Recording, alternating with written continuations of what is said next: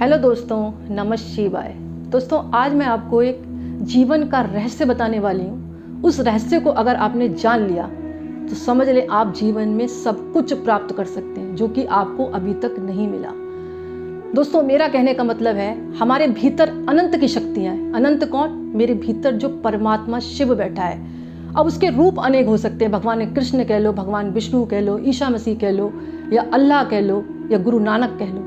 यानी रूप अनेक हैं, लेकिन परमात्मा मेरे भीतर एक बैठा है। तो दोस्तों, जब हम अपने अंदर भीतर की अनंत की शक्तियों को जागृत करने लगते हैं, जागृत कैसे होंगी? जब अपने मन को हम इधर उधर से हटाकर, यानी इधर उधर फालतू बातों में ना लगाकर सिर्फ अपने अंदर मुड़ना सीख लेते हैं, तब अपने भीतर की शक्तियाँ जागृत होने लगती हैं। हमें कहीं भी बाहर जाने की ज़रूरत नहीं है। आप मंदिर जाएं, मस्जिद जाएं, गुरुद्वारे जाएं, कहीं भी जाएं, लेकिन जब तक आप अपने अंदर की शक्तियों पर ध्यान मन लगाकर नहीं फोकस करेंगे, तब तक आपको कुछ भी प्राप्त नहीं होगा। मार्ग अनेक हो सकते हैं, लेकिन कहीं भी जाएंगे, अगर मन की अवस्था को आप इधर उधर भटकाएंगे, तब आपको परमात्मा कहीं प्राप्त नहीं होगी। मेरा कहने का मतलब यह है, किसी के लिए अगर आप गलत सोचते हैं तो उसकी अनंत गुना बुराइयां आपके भीतर चली जाती हैं और आपको भी उसका पाप लगता है। तो जीवन में एक बात बना लें, किसी के बारे में गलत ना बोलें, गलत बात सुने नहीं, और अपना आचरण ठीक रखें। और इसके साथ साथ अपने भीतर की शक्तियों को जरूर जागृत करें। और जिस दिन भीतर की शक्तियाँ जागृत हो गई, उस दिन सब कुछ संभव हो जाएगा। दोस्तों, हम बचपन से पढ़ते आए हैं कण कण में भगवान है। तो जब कण कण में भगवान है, तो मेरे भीतर क्यों नहीं? पशु पक्षी मनुष्य, यानी जितनी भी धरती पर योनियाँ है, 84 लाख योनियाँ हैं, सब में वही शिव विराज रहा है। जो मेरे भीतर है वही आपके भीतर है। सिर्फ हमको उसको जगाने की आवश्यकता है। और जिस दिन वो जाग जाएगा तो हमारे जीवन में असंभव कुछ भी नहीं रह जाएगा, सब कुछ संभव होने लगेगा।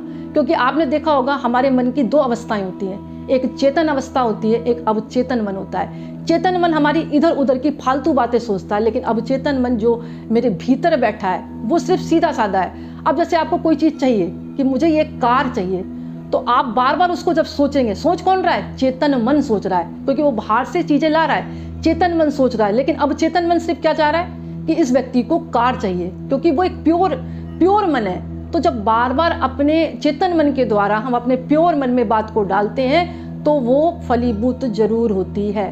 मन जो है एक खेती की तरह है, और जो बीज हैं वो हमारे विचार हैं। तो जैसे बीज हम डालेंगे, वैसे ही खेती की उपज होगी।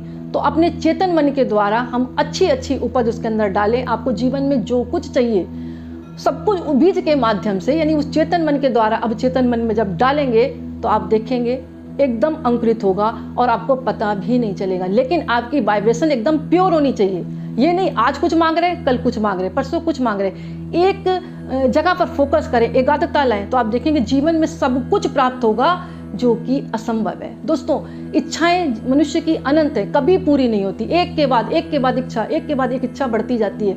लेकिन जब हम अपने भीतर जाना सीख जाते हैं, तो इच्छाएं खत्म होने लगती हैं, क्योंकि हमें बिना मांगे सब कुछ मिलने लगता है। और दोस्तों, इच्छाएं कभी भी किसी की पूरी नहीं होती हैं, और सब कुछ लेने के बाद भी व्यक्ति धरती पर यहीं छोड़ जाता है। लेकिन हमें उस चीज़ का एहसास नहीं होता। जब हम शमशान जाते हैं तो क्या देखते हैं? रोज लोग नए नए मर रहे हैं, लेकिन फिर भी हमारी आंखें नहीं खुलती, क्योंकि सृष्टि नश्वर है। उसके बावजूद भी हम ये सोचते हैं कि हम सैकड़ों काल तक धरती पर रहने आए। जरा विचार करो, ये क्षणिक जीवन है, इसमें अच्छे काम करो, लोगों के साथ भलाई करो, अच्छे कर्म करो, ताकि तुम्हारा भी उद्धार हो और आपके माध्यम से उन लोगों का भी उद्धार हो। अपने माता पिता की सेवा करो, अच्छे वर्क करो।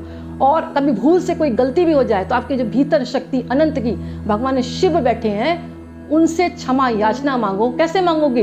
हे ईश्वर देवता शिव भगवान, मेरे से ये गलती हो गई, आज हमें क्षमा करें। आप तो मेरे भीतर बैठे, कहीं नहीं जा रहे। तो दोस्तों, कुछ बातें हैं, अगर आप इनको फॉलो करेंगे तो जीवन में आपको कभी भी किसी प्रकार का कष्ट नहीं होगा और दुख नहीं होगा। आपका जीवन में सब कुछ सुख समृद्धि और बरकत बनी रहेगी। तो दोस्तों, आज का वीडियो मैं ही समाप्त करती हूँ। पसंद आए तो लाइक करें, दूसरों को शेयर करें, और कमेंट्स में नमः शिवाय जरूर लिखें। बहुत बहुत धन्यवाद।